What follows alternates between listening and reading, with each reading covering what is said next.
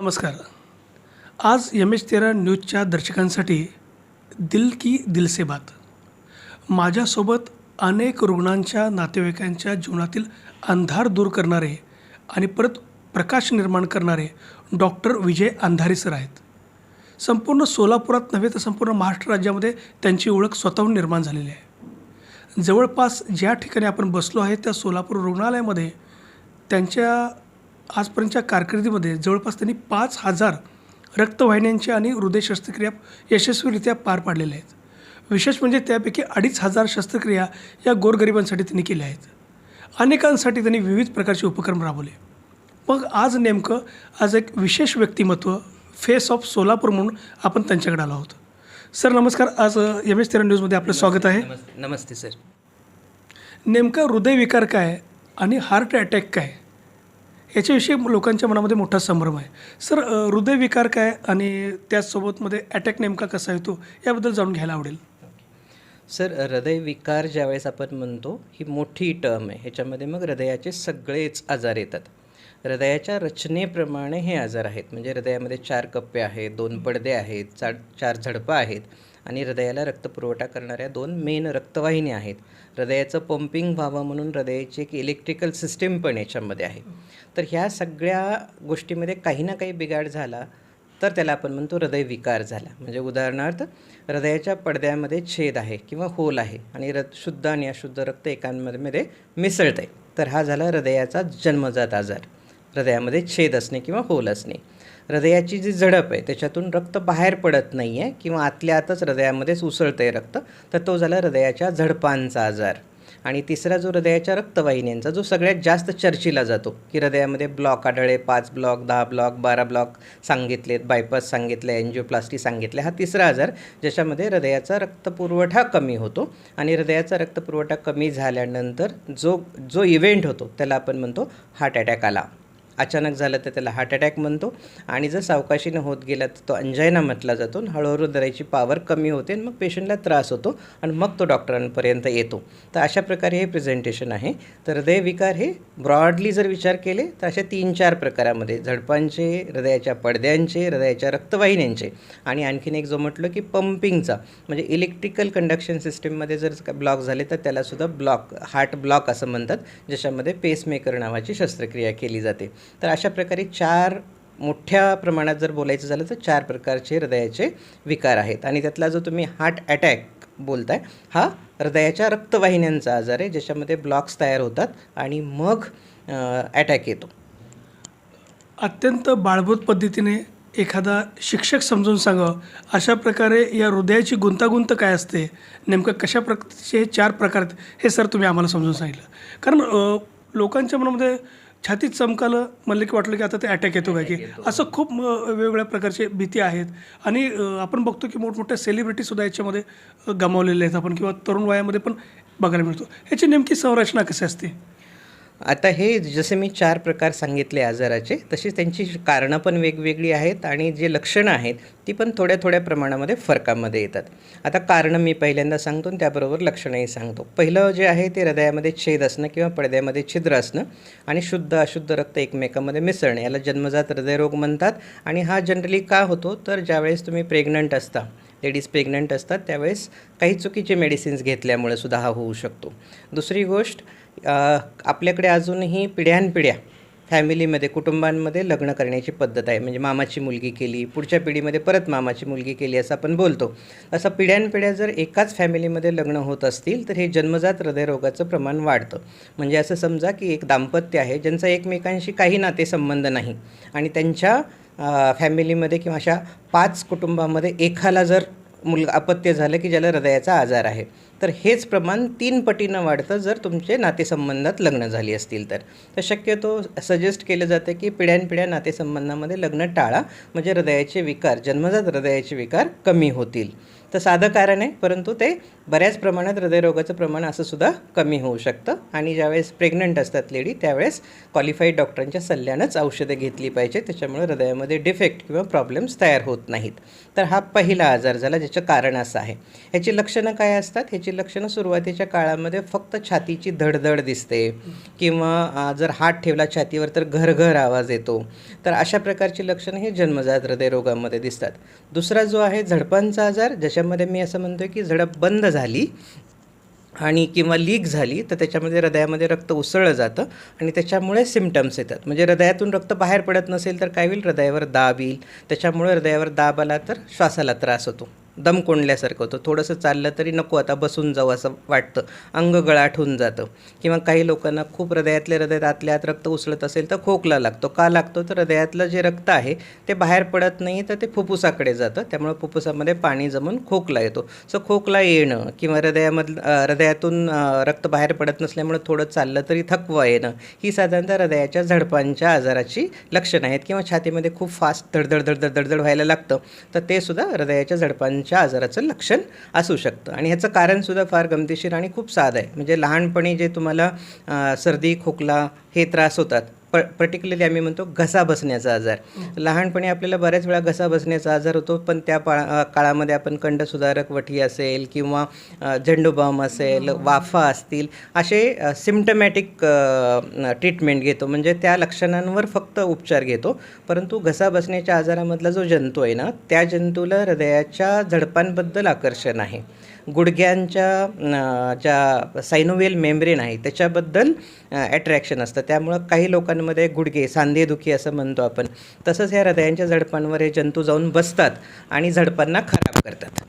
आणि त्याच्यामुळे ह्या झडपा आयदर चोकअप होतात, बंद होतात. झडप म्हणजे हृदयातला दरवाजा आहे, तो आयदर उघडतच नाही किंवा खिळखिळा होऊन जातो, लूज होऊन जातो. तर त्याच्यामुळं अशी लक्षणं त्या रुग्णांमध्ये दिसतात. आणि जो चर्चेचा विषय म्हणजे हृदयाचा अटॅकमध्ये जर हृदयाच्या रक्तवाहिनीमध्ये ब्लॉक झाले तर होणारा आजार हा हृदयाच्या अटॅकचा कारणीभूत असणारा आजार आहे, ज्याच्यामध्ये ब्लॉकेजेस तयार होतात आणि त्याच्यावर तुम्हाला शस्त्रक्रिया किंवा एन्जिओप्लास्टी सजेस्ट केली जाते. हा आजार होण्याचं कारण किंवा आत्ता आपण पाहतो की बरेचसे सेलिब्रिटी आहेत, अचानक जिममध्ये काम करताना किंवा व्यायाम करताना अटॅक येऊन गेला किंवा अगदी दिसायला तर फिट दिसतोय मनुष्य, परंतु त्यालासुद्धा अटॅक येऊन गेला. तर हे अटॅक होतं आहे काय आणि नेमकं काय आहे, तर ह्याची कारणं काय आहेत? जशी ही दोन पहिल्या गोष्टी आहेत, साधी कारणं आहेत, ह्याचीसुद्धा खूप साधी कारणं आहेत.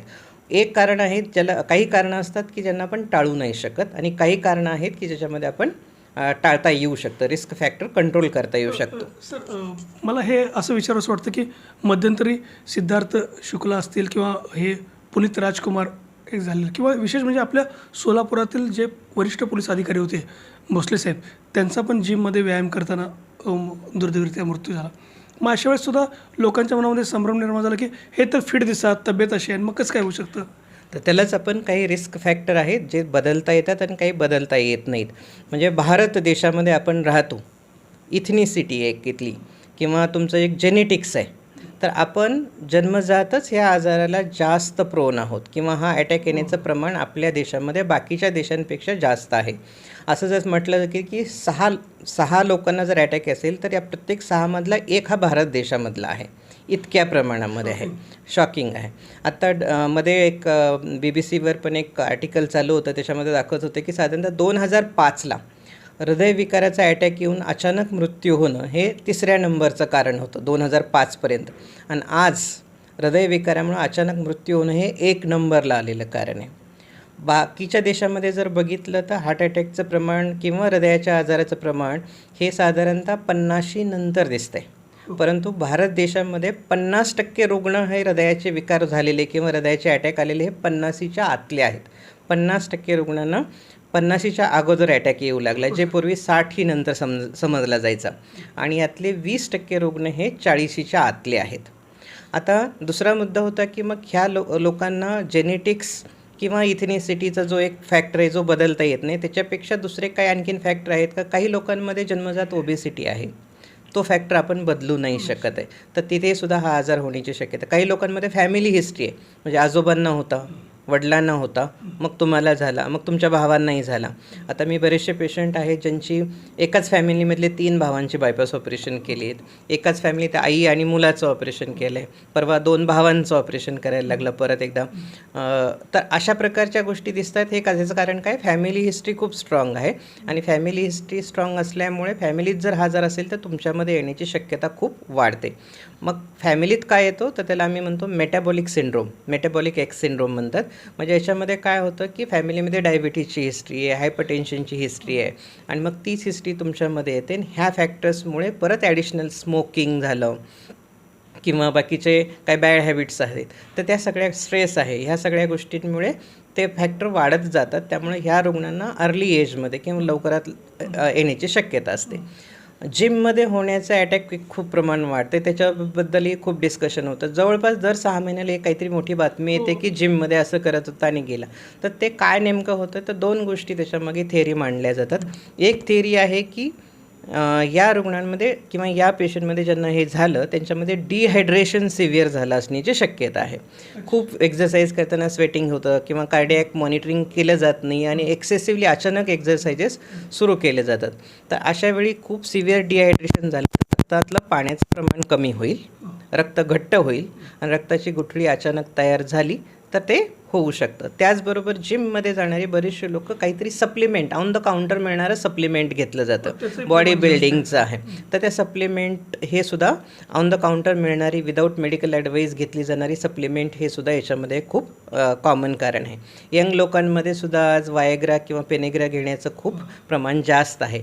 तर हे सुद्धा याच्यामध्ये सुद्धा काही ड्रग्ज आहे जे इरॉटिक गोष्टीसाठी वापरली जातात. त्याच्यामधून सुद्धा काही लोकांची थेअरी आहे की याच्यामुळे सुद्धा सडन थ्रोम्बोसिस होऊ शकतं. लेडीजना साधारणतः वयाच्या 45पर्यंत म्हणजे त्यांच्या पाळी थांबण्याच्या वयापर्यंत प्रोटेक्शन आहे, नॅचरल प्रोटेक्शन आहे. ओव्हरीमधून जे इस्ट्रोजन नावाचं एक हार्मोन येतं ते तुमचं कोलेस्ट्रॉल मेटाबॉलिझम रेग्युलेट करतं. त्यामुळे चरबी साठत नाही किंवा रक्तवाहिन्यांमध्ये ब्लॉक लेडीजमध्ये इतक्या प्रमाणात होत नाहीत. पण ज्या लेडीज ओरल कॉन्ट्रासेप्टिव्ह पिल्स घेतात म्हणजे जे ट्रीटमेंट घेतात OC पिल्स म्हणतो आपण त्याला, तर त्या सगळ्या हार्मोनल पिल्समुळे सुद्धा बऱ्याचशा वेळा हार्मोनल बॅलन्स गेला तर कोलेस्ट्रॉल डिपॉझिट्स रक्तवाहिन्यांमध्ये जमा होत जातात. तर ही एक स्ट्रॉंग हिस्ट्री सांगते की अशा लोकांमध्ये हार्ट अटॅक येण्याचं प्रमाण जास्त आहे. तर जे फॅमिलियल आहे, जे जेनेटिक आहे, जे इथिनिक तुम्ही ह्या रिजनमध्ये राहताय ह्याच्यामुळे ह्या ज्या गोष्टी होत आहेत, ओबेसिटी आहे जन्मजात, तर ह्या आपण बदलू नाही शकत. परंतु नक्की जेवणातलं मीठ कमी करू शकता ज्याच्यामुळे तुमचं BP कंट्रोल राहील. नक्की तुम्ही शुगरचे पदार्थ कमी खाऊ शकता त्याच्यामुळे शुगर किंवा डायबिटीसचं प्रमाण कमी होऊन जाईल. नक्की तुम्ही ट्रान्स फॅट्स जेवणातले कमी करू शकता. ट्रान्स फॅट्स म्हणजे तुम्ही चिप्स बघितले असेल पॅकेटमधले चिप्स, त्याच्यावर चिकट चिकट तेल असतं. तुम्ही एखाद्या टिश्यू पेपरवर ठेवा त्याच्यामध्ये भरपूर तेल येईल. तर हे चिप्स किंवा पॅकेटेड फूड्स, बेकरी आयटम, पिझ्झा ह्या सगळ्या गोष्टीमधून जे मिळणारं फॅट आहे ते डिपॉझिट होत राहतं, त्याचं युटिलायझेशन होत नाही. त्याला शाकाहारी व्यक्ती किंवा मांसाहारी व्यक्तीमध्ये कोणत्या जास्त गटामध्ये हृदयविकाराचं प्रमाण किंवा हार्ट अटॅक येण्याचं प्रमाण जास्त असू शकतं? ऑब्वियसली नॉन व्हेजिटेरियन्समध्ये हे जास्त असणार आहे कारण त्याच्यामध्ये लाईफस्टाईलचा मेन इश्यू आहे. हे फक्त व्हेज किंवा नॉन व्हेज फूडला आपण ब्लेम नाही करू शकत. त्याच्याबरोबर त्याची लाईफस्टाईल कशी आहे, म्हणजे लाईफस्टाईल खूप सिडेंटरी आहे, दिवसभर TVच्या समोर आहे आणि सारखे चिप्स खातो आहे, बर्गर खातो आहे, पिझ्झा खातो आहे, पॅटीस खातो आहे किंवा बाकीचे नॉन व्हेजिटेरियन फूड खातो आहे. तर त्याची लाईफस्टाईल जास्त मॅटर करते. जनरली हे खा किंवा ते खा म्हणण्यापेक्षा जे तुम्ही खाताय ते युटिलाइज व्हायला पाहिजे. तुम्ही जेवढ्या कॅलरी घेताय फूडमधून त्या कॅलरी बर्न व्हायला पाहिजेत. आपण जिममध्ये जाण्याचा कन्सेप्ट तोच असतो की तुम्ही घेतलेल्या कॅलरी बर्न व्हायला पाहिजेत. त्या बर्न नाही झाल्या तर ते कुठेतरी जमा होईल. मग कॉमनेस्ट इज अ ट्रंक, पोटावर हे येते चरबी साठायला लागते, मग छातीवर साठायला लागते आणि हळूहळू रक्तवाहिन्यात पण ही चरबी साठायला लागते आणि त्या चरबीमुळे हे ब्लॉक्स डेव्हलप होतात. सर आपण बघतो की सरांनी एका स्क्रीनवर एक वेगळ्या प्रकारचा अभ्यासपूर्ण काहीतरी बनवलेलं आहे. सर नेमकं काय ते आहे ते जाणून घ्यायला आवडेल. ॲक्च्युली ज्यावेळेस आपण बोलतो त्यावेळेस जे नॉर्मल लोक आहेत, नॉन मेडिकल लोक आहेत, त्यांना एक लिंक लागावी की ना समजण्यासाठी सोपं जावं म्हणून मी काही 2-3 व्हिडिओ ठेवले होते. म्हणजे ह्या तिन्ही हृदयविकारांचे की ज्याच्यामध्ये तुम्हाला एक्झॅक्टली ब्लॉक कसा होतो हे समजावं, हृदयात छेद कसे असतात हे समजावं आणि हृदयाच्या झडपांचा आजार होतो म्हणजे काय होतं हे समजावं. मी बोलताना फक्त एक लिंक तुटली म्हणून सांगतो.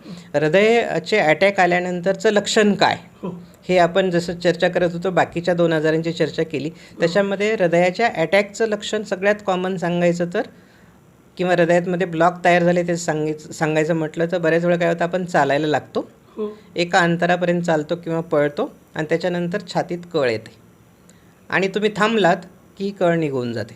परत तुम्ही एक चालायला सुरुवात करा, छातीमध्ये कळ येईल, डाव्या हाताला जाईल किंवा पाठीमध्ये जाईल, कधी कधी दातामध्ये सुद्धा कळ मारल्यासारखं वाटतं अचानक.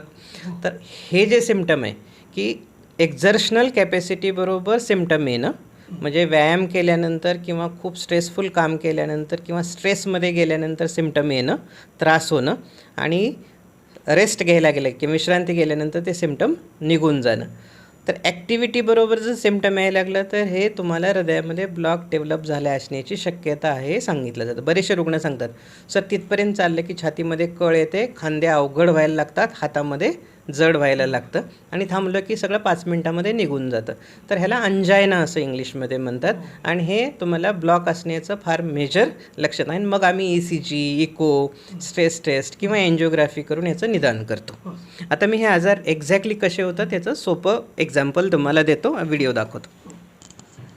कॉमन चर्चेचा विषय घेतो की हृदयाच्या रक्तवाहिनींचा आजार किंवा ब्लॉकेजेसचा आजार. या ठिकाणी तुम्ही पाहताय की या ठिकाणी पेशंटच्या या रक्तवाहिनीमध्ये असा पिवळा एक पार्ट दिसतोय आणि त्याच्या बाजूनं रक्त जात आहे. तर ह्याला आपण म्हणतो ब्लॉक. आता हा ब्लॉक कसा डेव्हलप होतो तर मी सुरुवातीपासून तुम्हाला सांगतो. ही रक्तवाहिनी नॉर्मल, याच्यामध्ये काहीही ब्लॉक दिसत नाही आहे आणि छान व्यवस्थित रक्त वाहत आहे. त्याच्याबरोबर हे पिवळे पिवळे जे ड्रॉप्स दिसत आहेत ना, हे म्हणजे चरबी किंवा तेल असं समजा किंवा मीठ समजा. हळूहळू ती चरबी, तेल, मीठ तुमच्या रक्तवाहिनींमध्ये इथे जमा होत चाललेलं आहे आणि हळूहळू हा ब्लॉक तयार होतो आहे. परत मी दाखवतो आहे. हे जर भाग बघितला तर हा वाढत जातो आहे, ह्याला आपण म्हणतो ब्लॉक. काहीच नाही आहे, पिवळे ड्रॉप्स, रक्तवाहिनीची ही भिंत आणि ह्याच्यामध्ये हे जमा होत झाले. अजूनही ते बाजूला जमा होत आहेत. रक्तवाहिनीमधून रक्त तर छान वाहत आहे, पण जसं जसं हे रक्तवाहिनीच्या मधल्या पाईपलाईनमध्ये यायला लागतं तसं तसं ह्या रक्ताच्या पेशींना बाजूनं जायला लागतं आहे आणि अजूनही रक्त जाते. तर ह्यावेळेस पेशंटला त्रास नाही काही होत, हळूहळू हा ढीग वाढत जातो. रक्तवाहिनीमधला ब्लॉक वाढत गेला. तर इथं बघितलं तर 70% जास्त जागा व्यापली गेली आणि मग या ठिकाणी तुमच्या ECGमध्ये बदल यायला सुरुवात होतात. आणि ज्यावेळेस तुम्ही एक्झरसाईज करता, व्यायाम करता किंवा जास्त चालता त्यावेळेस मग खांदे आखडणं किंवा छातीमध्ये प्रेशर असल्यासारखं वाटणं, हात दुखणं या स्टेजला सुरुवात होतं. हे 70%च्या खाली असेपर्यंत फारसा काही त्रास होत नाही, त्यामुळे वाटतं की आपल्याला काही त्रास नाही, पण हा आजार बऱ्याच दिवसापासून असतो. आता हा 70%वर आला आणि आपल्याला फक्त त्रास होतो आहे. आता अटॅक कसा येतो हे पुढे तुम्हाला दिसेल. तर हे वाढत गेलं. ह्याच पेशंटला समजा BP आहे, शुगर आहे किंवा हा स्मोकिंग खूप करतो, तर अशा वेळी काय होतं, कधीतरी हा जो ढीग साठला तो फुटला. तुम्ही पाहिलं तर परत तुमच्या लक्षात येईल. या ठिकाणी काय होतं, ह्या ब्लास्ट एरिया झाला, तर हा प्लाक रप्चर झाला असं म्हणतात आणि तो ढीग फुटला की त्या ठिकाणी सगळ्या पेशी चिकटायला लागतात आणि मोठी रक्ताची गाठ तयार होते आणि रक्तवाहिन्यांचा सप्लाय समजतो. अजूनही काही पेशी जात आहेत, पण ह्या ठिकाणी फुटलेल्या ठिकाणी बाकीच्या पेशी चिकटायला लागल्या, रक्ताचा प्रवाह कमी होत चालला, ही गाठ मोठी होत चालली. आता एक वेळ अशी येईल की पूर्णपणे हा रक्तप्रवाह थांबेल.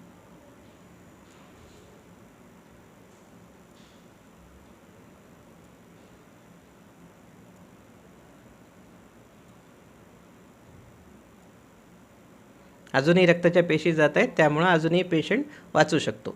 अचानक ही रक्ताची गाठ वाढली आणि हे अचानक जो शब्द आहे ना, तो आहे हार्ट अटॅक. आता या ठिकाणी अचानक संपूर्णपणे रक्त बंद पडलं तर हृदयाचा रक्तपुरवठाच संपून गेला आणि हृदयाचा रक्तपुरवठा जर संपून गेला तर पेशंट अचानक सडन डेथ होतो, मृत्यू होतो. हॉस्पिटलपर्यंतही पोचायला वेळ मिळत नाही. जोपर्यंत ह्या पेशी चालू आहेत तोपर्यंत मनुष्य राहू शकतो, परंतु ह्या सगळा रक्तप्रवाह बंद पडला तर मनुष्य राहू शकत नाही. मग ह्या पिरियडमध्ये तुम्ही अर्ली पिरियडमध्ये हॉस्पिटलमध्ये पोचला तरच वाचवलं जाऊ शकतं, अन्यथा नाही. झडपांचा आजार की हृदयाच्या पडद्यांचा आजार, त्याच्यामध्ये हे दिसतं, एक लाल दिसतंय आणि एक निळं दिसतंय. तर हा अशुद्ध रक्ताचा कप्पा आहे, शुद्ध रक्ताचा कप्पा आहे. तर ह्याच्या दोघांमध्ये हे कनेक्शन झालेलं आहे, तर त्याला म्हणतो आपण हृदयामध्ये छेद असणं. हे नॉर्मली नसायला पाहिजे. शुद्ध आणि अशुद्ध रक्त एकमेकांपासून वेगळं पाहिजे. हे पाहिलं, हृदयाचं सर्क्युलेशन आहे. एक निळी लाईन येते आणि एक लाल लाईन येते आणि दोन्ही एकमेकांपासून वेगवेगळं सर्क्युलेशन चालू आहे. शुद्ध आणि अशुद्ध रक्त एकमेकांपासून वेगळं आहे. ज्या क्षणाला ह्या दोघांमध्ये छेद पडेल त्या ठिकाणी अशुद्ध आणि शुद्ध रक्त एकमेकांशी मिक्स व्हायला लागेल आणि मग त्याला म्हणतो जन्मजात हृदयरोग झाला, ज्याची कारणंही मी तुम्हाला सांगितलेली आहेत. असं झाल्यानं होतं काय, तर शुद्ध रक्त आणि अशुद्ध रक्त मिसळायला लागतं आणि हृदयातलं प्रेशर वाढायला लागतं. डाव्या कप्प्यामध्ये खूप जास्त प्रेशर असतं, उजव्या कप्प्यामध्ये खूप कमी प्रेशर असतं. परंतु हे एकमेकांवर जर लोड करायला लागले तर मग पेशंटला त्रास व्हायला लागतो, दम लागायला लागतो. तिसरा जो आजार सांगितला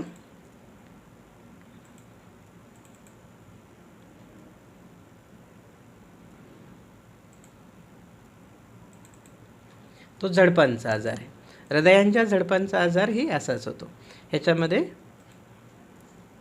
या हृदयाच्या झडपा आहेत. हे परत लाल आणि निळं वेगवेगळं दिसतंय.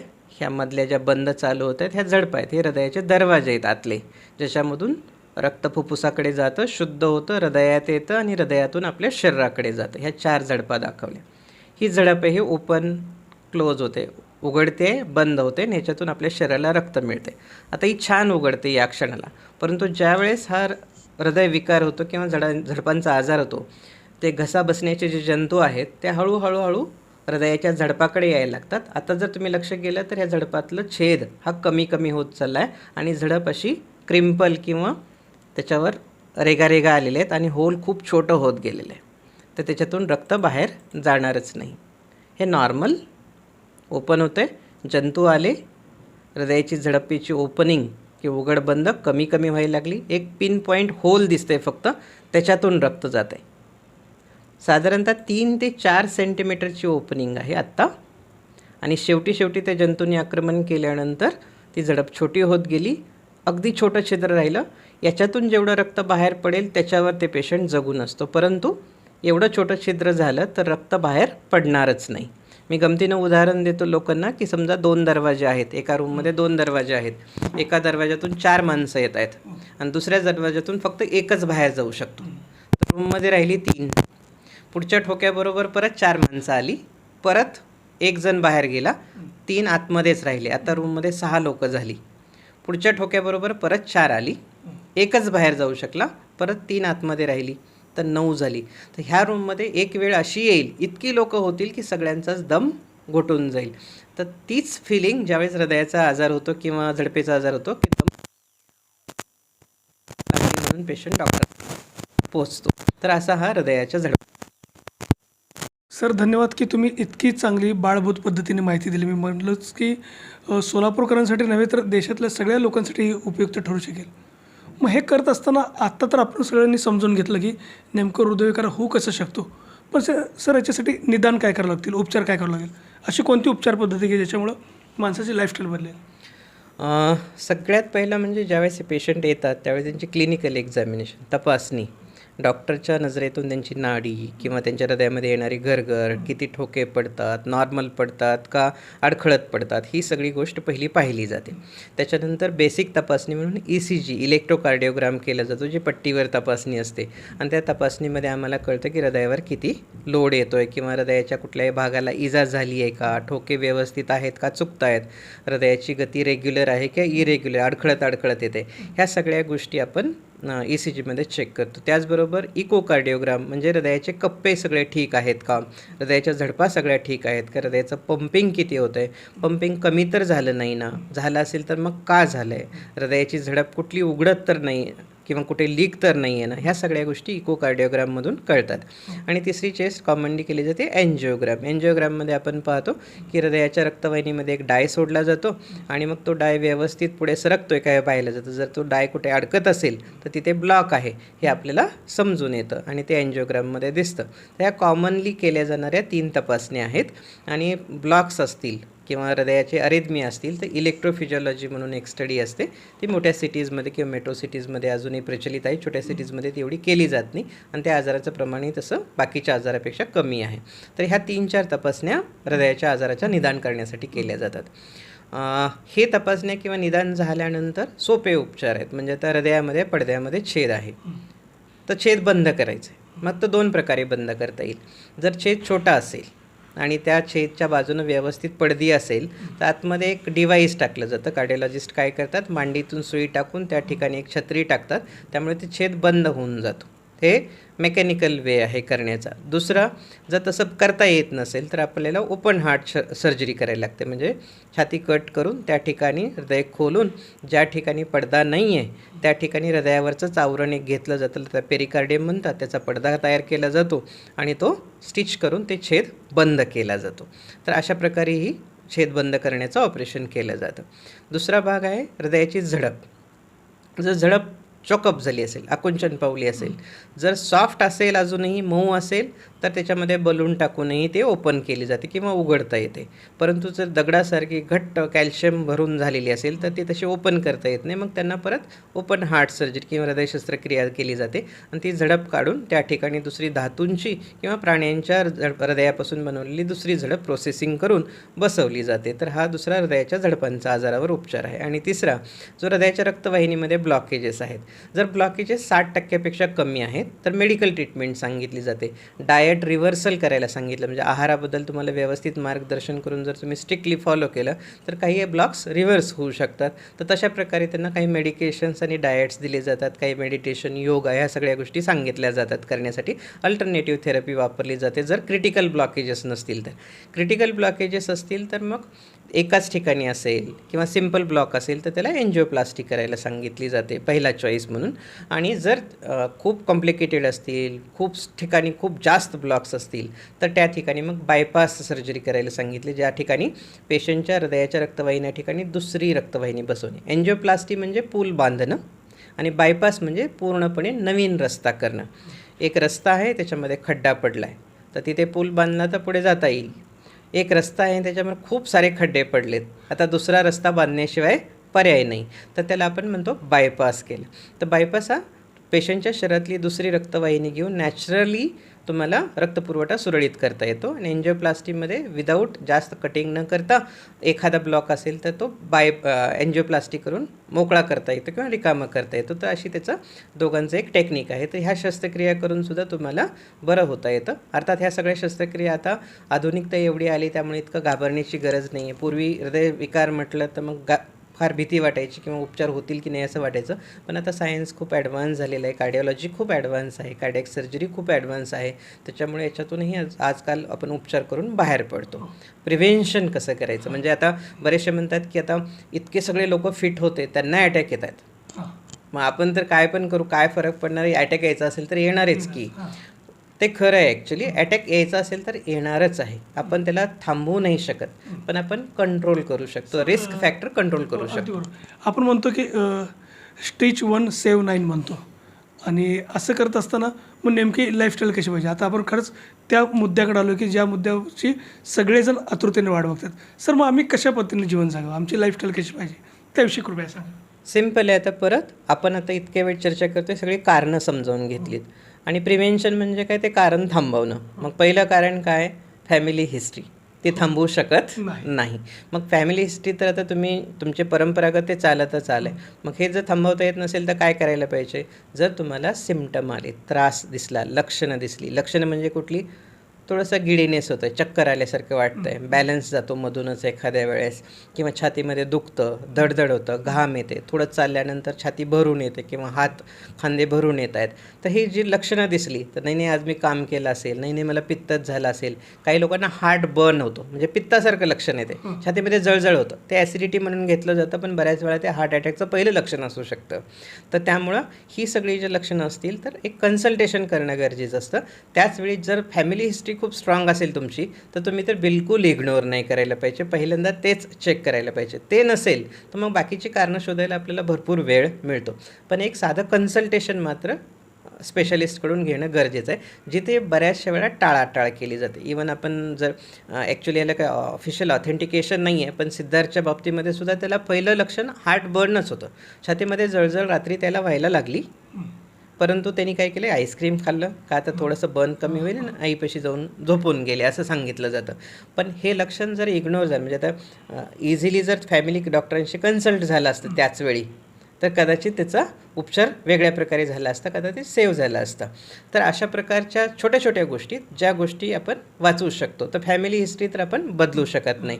दुसरी गोष्ट जी बदलू शकत नाही ती सांगितली की ओबेसिटी आणि डायबिटीस आणि हायपरटेन्शन आहे फॅमिलीमध्ये. आता काय करू शकतो, तर डायबिटीसचं अगेन परत कंट्रोल करणं गरजेचं आहे, शुगर कंट्रोल करणं गरजेचं आहे. अनेक एक्झाम्पल आहेत, वासिम अक्रमसारखी मोठी मोठी सेलिब्रिटी एक्झाम्पल्स आहेत ज्यांनी त्यांचं स्वतःचं BP आणि शुगर फक्त एक्झरसाईज आणि डाएट बेसवर कंट्रोल केलं.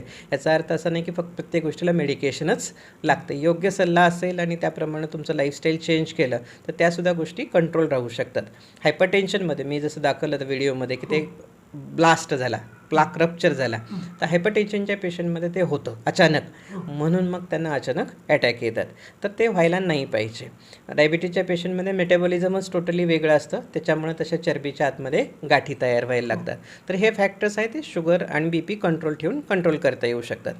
पुढचे जे फॅक्टर आहेत त्यांना ॲब्सोल्युटली काही रिझन नाही, म्हणजे ते तुम्ही स्वतःवर ओढून घेतलेले फॅक्टर आहेत. स्मोकिंग, सिगारेट ओढायची काही गरज नाही. ऑन द काउंटर कुणालाही न विचारता कोणीतरी बॉडी बिल्डिंग करायला सांगितलं म्हणून काही मेडिसिन घ्यायची गरज नाही. फिजिकल रिलेशनसाठी लागणारी काही मेडिसिन्स आहेत तीसुद्धा विदाऊट डॉक्टरांच्या सल्ल्यानं, विदाऊट मॉनिटरिंग घ्यायची काही गरज नाही आहे. जेवणामध्ये मिठाचं प्रमाण कमी असणं गरजेचं आहे. चवीपुरतं मीठ म्हणतो, पण काही लोक म्हणतात आमची चवच जास्त, म्हणजे आम्हाला मीठच जास्त लागत असेल तर, पण आपली फॅमिली हिस्ट्री असेल तशी तर आपण सुरुवातीपासूनच मिठाला अल्टरनेटिव्ह आहेत भरपूर सारे, तर ते सगळे तसे वापरायला पाहिजेत. जेवणामध्ये असं गमतीने सांगितलं तर तेल किती वापरायला पाहिजे, तर तेलाचे असं सांगितलं 10 ml 10 ml पर पर्सन पर डे फक्त, म्हणजे 40 ml हे पूर्ण कुटुंबाला एका दिवसाच्या जेवणासाठी बस असायला पाहिजे.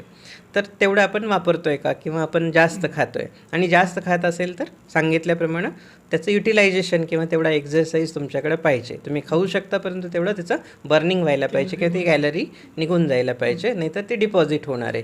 तर अशा प्रकारच्या ज्या खाण्यामधल्या सवयी आहेत त्या थोड्याशा बदलणं गरजेचं आहे. बेकरी प्रॉडक्ट्स कधीतरी ऑकेजनली ठीक आहे, परंतु रेग्युलर बेकरी प्रॉडक्ट्स तुम्ही नाही खाऊ शकत, त्याच्यामुळे सुद्धा हार्ट अटॅकचं प्रमाण वाढतं. तर ह्या सगळ्या गोष्टी टाळणं गरजेचं आहे. ह्या टाळल्या तर हार्ट अटॅक येण्याचं प्रमाण कमी होऊ शकतं. आणि सगळ्यात मोठं की सिम्पटम्स, जसं तुम्ही म्हणलं सिम्पटम्स टाळून नाही चालत, लक्षण आलं आहे दाखवायचंच. निसर्ग हा खूप प्रेमळ आहे असं म्हणलं तर चालेल, कुणालाही अचानक घेऊन जात नाही.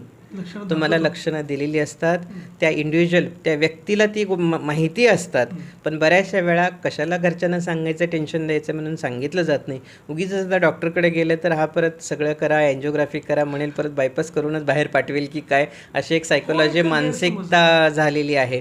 त्यामुळे त्या मानसिकतेला काही घाबरायचं नाही. समजा सांगितलं, समजा एखाद्याने सांगितली एन्जिओग्राफी करा, बायपास, एन्जिओप्लास्टी, तुम्हाला कंपल्शन नाही कोणी केलं की ते त्या क्षणालाच व्हायला पाहिजे.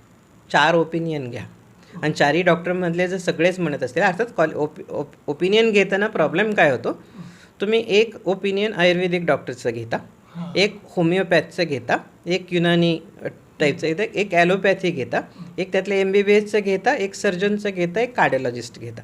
असं जर ओपिनियन तुम्ही वेगवेगळ्या फॅकल्टीचं गेलं तर तुम्हाला एक ओपिनियन येणार नाही किंवा सिमिलर ओपिनियन येणार नाही. त्या विषयातल्याच 4 स्पेशालिस्टचं हवं तर ओपिनियन घ्या, आणि 4ही त्या विषयाचे तज्ज्ञ असतील आणि ते तुम्हाला सांगत असतील तर डेफिनेटली करायला पाहिजे. समाजामध्ये डॉक्टर म्हणजे सगळ्यांना सेमच डॉक्टर वाटतो, पण तसं नाही आहे. प्रत्येकाचं एक स्पेशालिटी, क्वालिफिकेशन वेगवेगळं आहे, त्याच्यामुळे तुम्ही स्पेशालिस्ट प्रॉपर निवडायला पाहिजे. आणि समजा तुम्हाला सजेस्ट केलं तर घाबरून न जाता अजून सेकंड ओपिनियन घ्या, थर्ड ओपिनियन घ्या आणि मग करा, परंतु टाळू नका. तपासणी आणि लक्षणं टाळू नका. अतिशय महत्त्वाचा मुद्दा आहे हा अधोरेखित केला पाहिजे. हा मुद्दा जाणीवपूर्वक MH13 न्यूजच्या दर्शकांसाठी सांगण्यात येतं की आपण करताना सल्ला घेताना खरंच असं की करतो. माझ्या मित्रानं सांगितलं आहे, त्याच्या मित्रानं सांगितलं आहे, त्याच्या फॅमिली मेंबरनं सांगितलं आहे किंवा डॉक्टर करताना हा जवळचा आहे, हा गल्लीतला आहे, हा ओळखीचा आहे. मग असे विविध करतो आणि त्याचमुळं आपण अडचणीमध्ये सापडतो. सर दुसरं असं काय की तरुण पिढी सध्याला काय करते की रात्री उशिरा पार्ट्या वगैरे होतात, त्याच्यावर थोडंसं ड्रिंक होतं किंवा मग नॉनव्हेज खाणं होतं. मग खाल्ल्यानंतर परत जळजळ होते. जळजळ झालं की मग ते कोल्ड्रिंक प्यायचं किंवा त्याचबरोबर एखादं आईस्क्रीम खायचं आणि दुसऱ्या दिवशी परत कामाला लागायचं. याच्यामुळे हे प्रमाण खूप मोठ्या प्रमाणात वाढतं आहे. त्यांना काय सांगाल?